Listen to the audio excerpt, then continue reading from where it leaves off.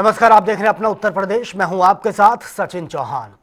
इंतजार की घड़ियां आखिरकार खत्म हो गई है। मंगलवार 25 नवंबर को अभिजीत मुहूर्त पर प्रधानमंत्री मोदी ने राम मंदिर में धर्म ध्वजा की स्थापना की है। इस दौरान पीएम मोदी के साथ उत्तर प्रदेश के मुख्यमंत्री योगी आदित्यनाथ, संघ के सर संघचालक डॉक्टर मोहन भागवत भी मौजूद थे। धर्म ध्वजा की स्थापना के मौके पर कैसा था अयोध्या का माहौल और क्या कुछ खास रहा धर्म ध्वजा में, एक बार रिपोर्ट देख लेते हैं।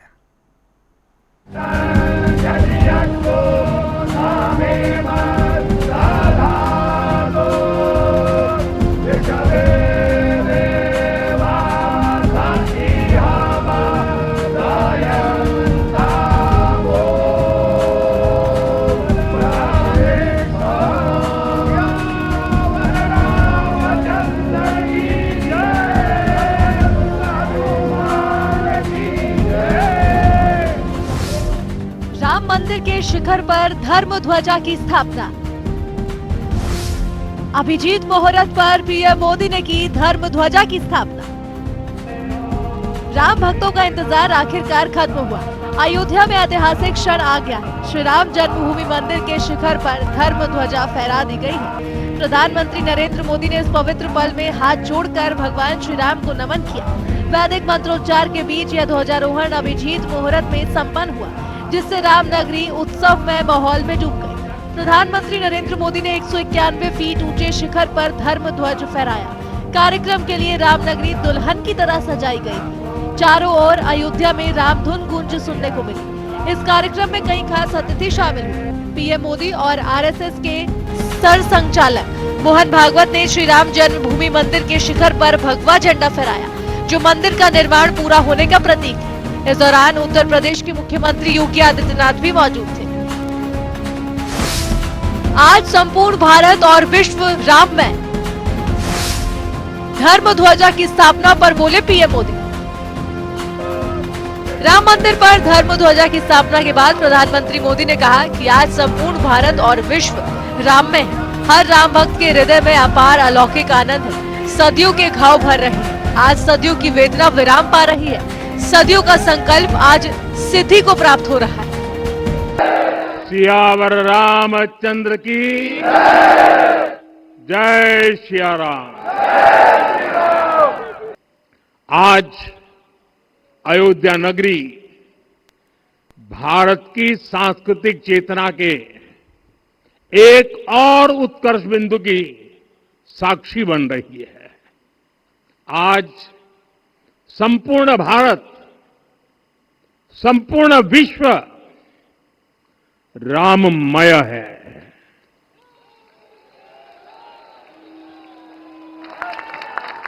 हर राम भक्त के हृदय में अद्वितीय संतोष है, असीम कृतज्ञता है, अपार अलौकिक आनंद है। सदियों के घाव भर रहे हैं। सदियों की वेदना आज विराम पा रही है। सदियों का संकल्प आज सिद्धि को प्राप्त हो रहा है। हर दिशा में राम राज्य की अनुभूति हो रही है। अयोध्या में बोले यूपी के सीएम योगी आदित्यनाथ। उत्तर प्रदेश के मुख्यमंत्री योगी आदित्यनाथ ने कहा कि भगवान राम का ये भव्य मंदिर 140 करोड़ भारतीयों की आस्था, सम्मान और आत्मगौरव का प्रतीक है। पिछले 500 वर्षों में साम्राज्य बदले और पीढ़ियां बदली, परंतु आस्था हमेशा अडिग रही। यहाँ हर दिन एक पर्व है और हर दिशा में राम राज्य की अनुभूति हो रही है। आज सफल तपो तीरथ त्यागो, आज सुफल जप जोग विरागो, सफल सकल शुभ साधन साजो, राम तुम्हें अवलोकत आजो। श्री अयोध्या धाम में मर्यादा पुरुषोत्तम भगवान श्री राम के भव्य मंदिर पर ध्वजारोहण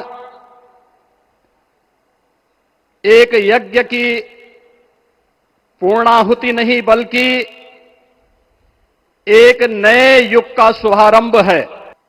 प्रभु श्री राम का यह भव्य मंदिर 140 करोड़ भारतीयों की आस्था, सम्मान और आत्म गौरव का प्रतीक है। इस भव्य मंदिर के निर्माण में योगदान देने वाले उन सभी कर्मयोगियों का भी मैं हृदय से अभिनंदन करता हूं। धर्म ध्वजा की स्थापना के लिए क्यों चुना गया 25 नवंबर का दिन? अयोध्या के साधु संतों के अनुसार त्रेता युग में भगवान राम और मां जानकी का विवाह मार्गशीर्ष महीने के शुक्ल पक्ष की पंचमी तिथि को हुआ था। 25 नवंबर के दिन भी यही पंचमी तिथि है और इसी कारण राम मंदिर धर्म ध्वजा फहराने के लिए 25 नवंबर का दिन चुना गया। हर साल विवाह पंचमी के दिन हिंदू पंचांग में सर्वाधिक विवाह की तिथि निर्धारित की जाती है। बेहद खास है राम मंदिर की धर्म ध्वजा। केसरिया रेशमी सिल्क से बनी है धर्म ध्वजा। धर्म ध्वजा पर कोविदार वृक्ष, सूर्य और ओम का निशान। धर्म ध्वजा की लंबाई 22 फीट और चौड़ाई 11 फीट। 191 फीट के शिखर पर लहराई गई धर्म ध्वजा। राम मंदिर के शिखर पर केसरिया रेशमी सिल्क से बनी है धर्म ध्वजा फहराई गई है। सनातन परंपरा में केसरिया त्याग, बलिदान, वीरता और भक्ति का प्रतीक माना गया है। रघुवंश के शासनकाल में भी यही रंग विशेष स्थान रखता था। भगवा वह रंग है जो ज्ञान, पराक्रम, समर्पण और सत्य की विजय का प्रतिनिधित्व करता है। ध्वज पर कोविदार वृक्ष और ओम की छवि अंकित की गई है। कोविदार वृक्ष का उल्लेख कई प्राचीन ग्रंथों में मिलता है और इसे पारिजात और मंदिर के दिव्य संयोग से बना वृक्ष माना गया है। रघुवंश की परंपरा में कोविदार वृक्ष अत्यंत महत्वपूर्ण माना गया है। धर्म ध्वजा की स्थापना के साथ ही राम मंदिर अब पूरा हो गया है। इस पल का इंतजार राम भक्त सदियों से कर रहे थे। आखिरकार ये लंबा इंतजार अब खत्म हुआ। धर्म ध्वजा की स्थापना से दुनिया भर में राम भक्त फूले नहीं समा रहे हैं। ब्यूरो रिपोर्ट, जनता टीवी। तो चलिए सीधा रुख कर लेते हैं लखनऊ का, जहां पर भारत स्काउट एंड गाइड्स की डायमंड जुबली कार्यक्रम मनाया जा रहा है। 19वें राष्ट्रीय जम्बूरी का यह आयोजन है। सीधा आपको ले चलते हैं।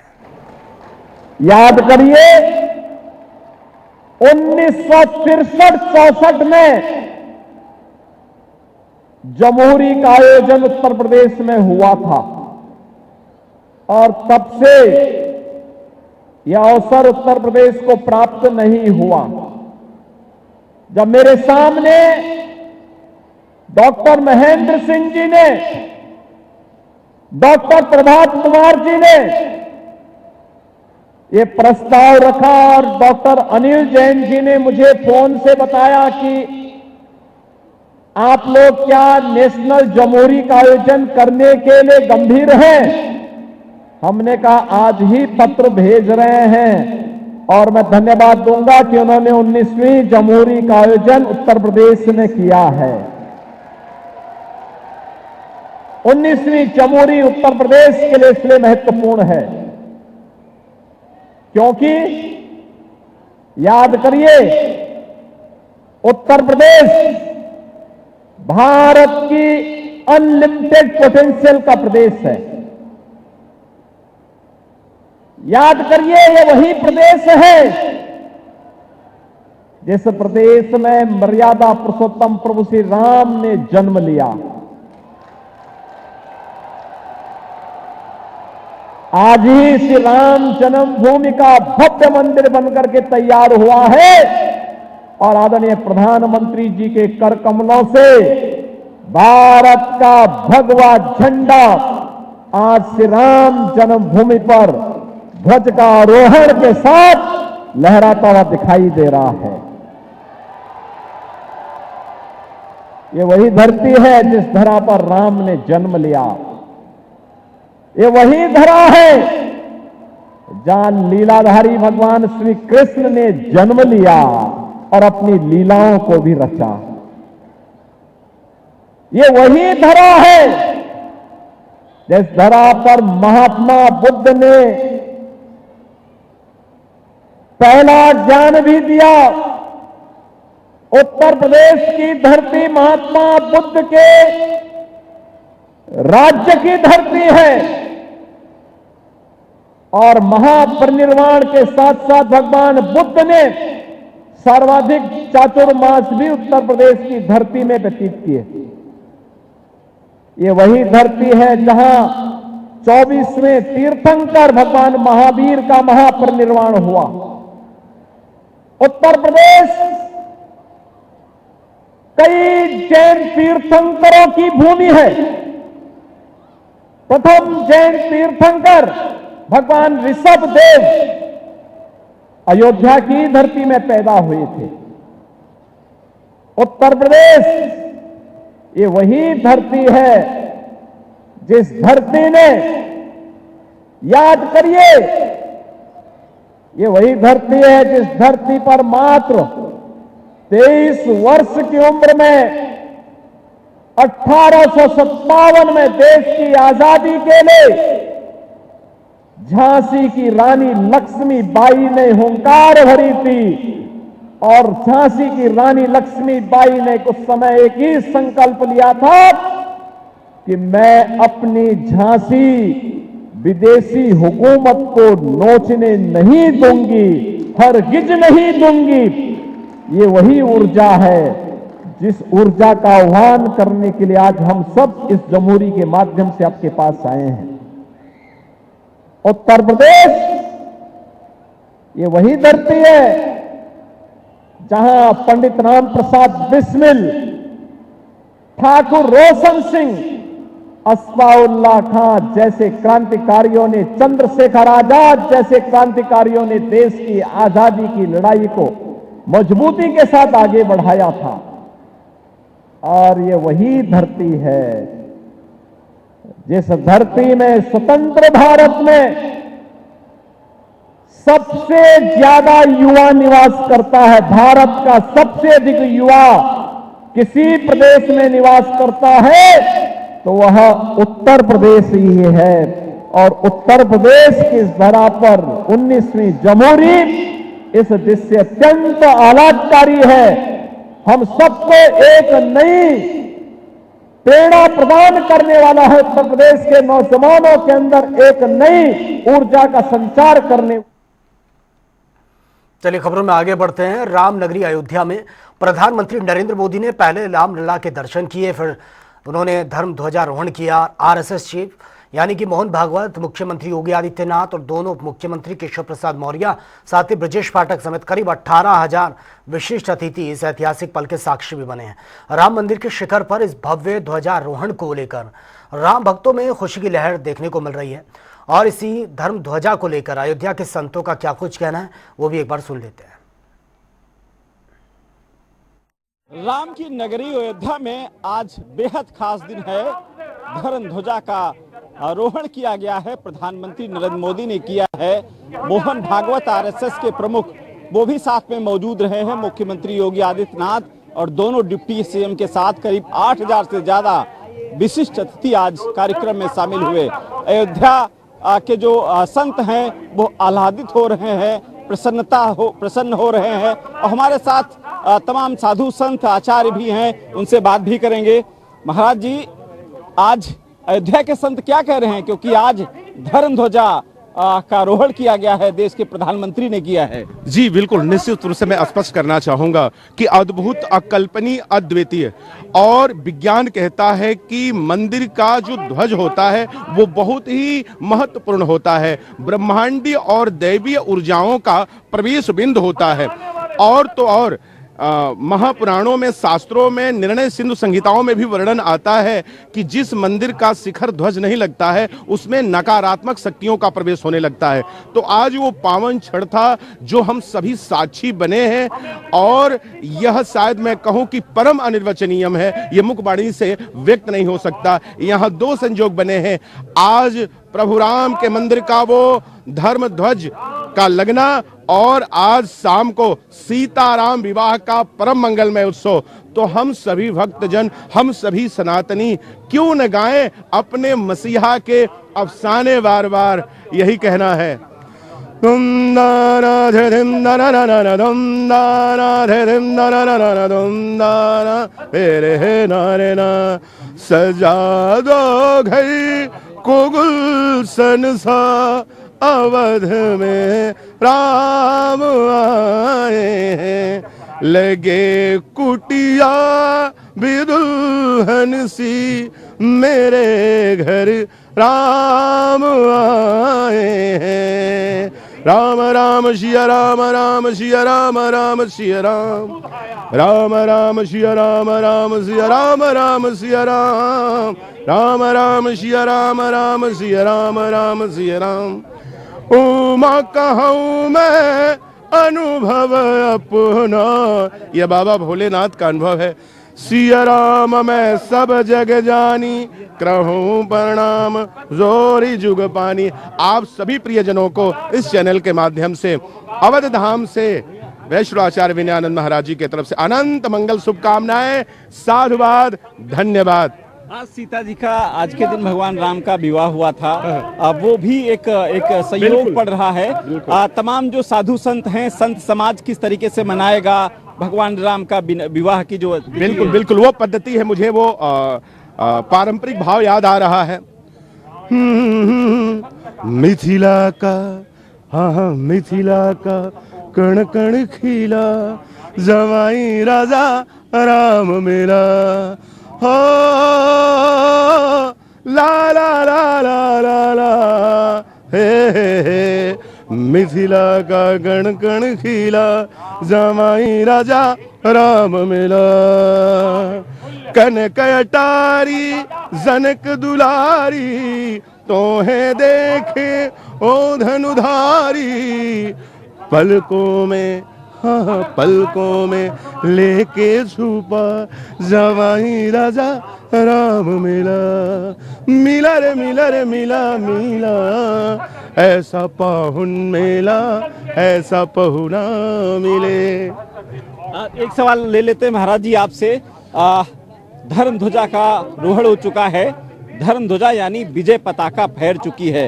ये एक भारत के सशक्त होने की निशानी भी है और ये भी प्रदर्शित करता है कि भारत लगातार कितनी ऊंचाइयों पे जा रहा है। देखिए बिल्कुल, धर्म की जय हो, अधर्म का नाश हो, प्राणियों में सद्भावना हो, विश्व का कल्याण हो, भारत माता की जय। इसी अनहद नाद के साथ आज देश के यशस्वी प्रधानमंत्री और विश्व के सर्वाधिक लोकप्रिय नेता हम सभी के मैं मानता हूं कि अभिभावक माननीय प्रधानमंत्री श्री नरेंद्र मोदी जी और हमारे उत्तर प्रदेश के धर्म सम्राट, हिंदू हृदय सम्राट, गोरक्षनाथ पीठाधीश्वर श्रीमंत योगी आदित्यनाथ जी महाराज और संपूर्ण हिंदू जनमानस ने मिलकर उत्साह, हर्ष, गौरव, ऐश्वर्य, वैभव और भारत की परंपरा का शौर्य पताका लहराने का काम किया है। और भारत माँ के जय जयकार के अनहद नाद के साथ, जय जय श्री राम के अनहद नाद के साथ सर्वे भवन्तु सुखिना सर्वे सन्तु निरामया सर्वे भद्राणि पश्यन्तु माँ कश्चित् दुख भाग भवेत्। क्योंकि हम सभी के लिए कल्याण की कामना किए हैं, क्योंकि भगवान राम जन जन के हैं, भगवान राम कण कण में हैं, भगवान राम कण कण के हैं, भगवान राम विश्व के हैं। अब ये अयोध्या न मात्र अयोध्या की रही, न मात्र भारत की रही, बल्कि ये अयोध्या अब विश्व की है। जिस अयोध्या में राजा रामचंद्र विराजमान हुए हैं, जिस अयोध्या में उनका भव्य राजमहल दुनिया का सबसे सुंदरतम मंदिर के रूप में बनकर तैयार हुआ है, जहां से विश्व के सुप्रसिद्ध नेता आदरणीय प्रधानमंत्री जी ने केसरिया ध्वज लहराया है। आज वो अयोध्या विश्व कीर्तिमान स्थापित करते हुए, विश्व के मानचित्र पर स्थापित होते हुए विश्व की अयोध्या हो गई है। आज अयोध्या की अवधि विश्व की अवधि हो चुकी है। जब अयोध्या में प्रधानमंत्री जी का पदागमन हुआ है तो अयोध्या में अवधि भाषा में जो गायन, नाट्य, नृत्य एवं सांस्कृतिक मंचों के साथ प्रधानमंत्री जी का स्वागत किया गया है। ये प्रधानमंत्री जी के अदम्य साहस का ये परिचायक था, ये अदम्य साहस का उनके अभिनंदन था, स्वागत था। इसलिए क्योंकि जिस अयोध्या से तमाम बड़े बड़े नेता कतराते थे, भागते थे, डरते थे, हड़बड़ाहट, छटपटाहट और फड़फड़ाहट होती थी, ये तमाम जो अपने आप को बड़े बड़े राजनीतिक दलों में शुमार किया करते थे, आज विश्व प्रसिद्ध नेता वहां गर्व से आते हैं और उसी राम मंदिर में जहां वो अपने तुष्टीकरण की राजनीति के लिए गोलियां चलवा देते थे, वहीं भव्य केसरिया ध्वज फहराते हैं और उन्हीं रामलला सरकार के दरबार में, जिन रामलला सरकार के राम भक्तों पर सीने पर गोलियां गाड़ने का काम किया गया था, उन्हीं के आगे नतमस्तक होकर राम भक्तों पर पुष्प वर्षा करते हैं हम सभी। लेकिन आप बहुत तारीफ कर रहे हैं, ठीक है, सब कुछ है, सनातन है, लेकिन आप ये बताओ अभी 2024 में हार भी तो गई सरकार। देखिए, पहले तो आपने तारीफ की बात की है, ये सशरीर जब तक इस धरती पर रहेंगे तो जन्म जन्म मुनि जतन कराही, अंतराम कही आवत नाही। जोगी जति सती मुनि तपस्वी जिस त्याग तप वैराग्य साध्य साधना ज्ञान की बात करते हैं वो राम ही हैं। अंततो गत्वा राम को ही पाने के लिए सारे संसाधन एकजुट किए जाते हैं और हम साधु हैं। और जिन्होंने, जिन राजनेताओं ने हमें हमारे राम से मिलवाने का काम किया है, भव्य राजमहल राम मंदिर में प्रभु को स्थापित किया है, आजीवन हम उनके प्रति कृतज्ञ हैं, आभारी हैं। और उनका हमारा सवाल वही है कि 2024 में हार तो गए। नहीं, किसी लोकसभा के हार जाने से क्या हार गए? लोकसभा हार गए। प्रधानमंत्री कौन है? प्रधानमंत्री नरेंद्र मोदी। सीट तो हार गए, सीट कुछ कोई मतलब नहीं है। अयोध्यावासी पसंद नहीं करते। आप बताइए ना कि अयोध्या के सांसद कहीं दिख रहे हैं इतने बड़े महामहोत्सव में? कहीं दिख रहे हैं? जो व्यक्ति पाप से लदा होता है वो पातकी होता है। लोगों ने जिता तो दिया। जो व्यक्ति पाप से लदा होता है वो पातकी होता है और जहां पताका फहरा रहा हो वो वहां नहीं दिखता है। आप जीत के क्या कर पाए? आप इतने बड़े महोत्सव में नहीं सम्मिलित हो पाए, आप जीत के क्या कर पाए? पाप के महाभागी बन गए। आप उस अयोध्या के माननीय सांसद चुने गए जिस अयोध्या की जनता ने आप के ऊपर विश्वास जताया था, लेकिन आप अपनी जिम्मेदारियों से फरार हो गए। अच्छा, 2027 आ रहा है, उसमें आप क्या देखते हैं कि अयोध्या की जनता का कुछ हृदय परिवर्तन होगा? कितने नक्षत्र होते हैं भारतीय ज्योतिष कालखंड की गणना में? आप बताइए महाराज। 27 नक्षत्र होते हैं और इस बार योगी जी हमारे तमाम विपक्ष की राजनीतिक पार्टियों के पूरे 27 नक्षत्र खराब कर देंगे, पूरा ग्रह गुण गोचर बिगाड़ के रख देंगे और आप देखिएगा कि क्या दशा और दिशा उनकी होने वाली है। जो